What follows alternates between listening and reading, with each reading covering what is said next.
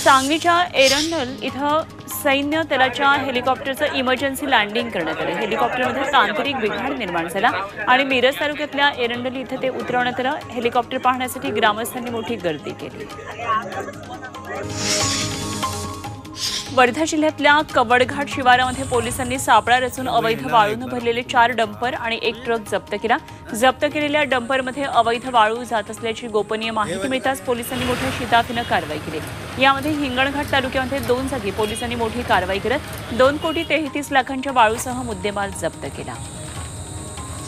भंडारा जिल्हा कारागृहात कैद्यांकडे mobile phone आढळून आले। मकोकाच्या आरोपाखाली अटकेत असलेल्या एका कैद्याकडे मोबाईल फोन सापडला। या कैद्यानं बराकीच्या भिंतीला छिद्र पाडून यामध्ये मोबाईलची बॅटरी लपवली होती।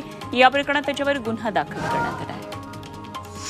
पिंपरी चिंचवडच्या वाकडमध्ये लता कांबळे मृत्यू प्रकरणामध्ये धक्कादायक माहिती समोर आली आहे। लता कांबळेचा अपघाती मृत्यू नसून अमृत नोनी गॅस्ट्रिन, अपचन, ऍसिडिटी, गॅस्ट्रबल ह्यापैकी तुम्हाला कुठलाही गॅस्ट्रिक प्रॉब्लेम झाला, उपाय एकच, अमृत नोनी गॅस्ट्रिन। बनाव करून हत्या झाल्याचं समोर आलंय। जुन्या भांडणाचा राग मनात धरून वाकडमधल्या कुख्यात गुंड शाहरुख युनुस खान आणि त्याच्या 3 साथीदारांनी अपघात करून हत्या केली। वाकड पोलिसांनी तिघांना अटक केली। यामधला एक आरोपी अल्पवयीन आहे। भंडारा जिल्ह्याच्या पालनपूर इथे एकाच रात्री चोरट्यांनी 3 घरं फोडली। लग्न सराई असल्यानं शिवशंकर शेंद्रे, अजय भुजाडे आणि प्रमोद वडीचार हे बाहेरगावी लग्नाला गेले होते। घरात कोणी नसल्याची संधी सांधून चोरट्यांनी एकाच रात्री 3 घरात धाडसी चोरी केली आहे आणि ही घटना मध्यरात्रीच्या सुमारास घडली।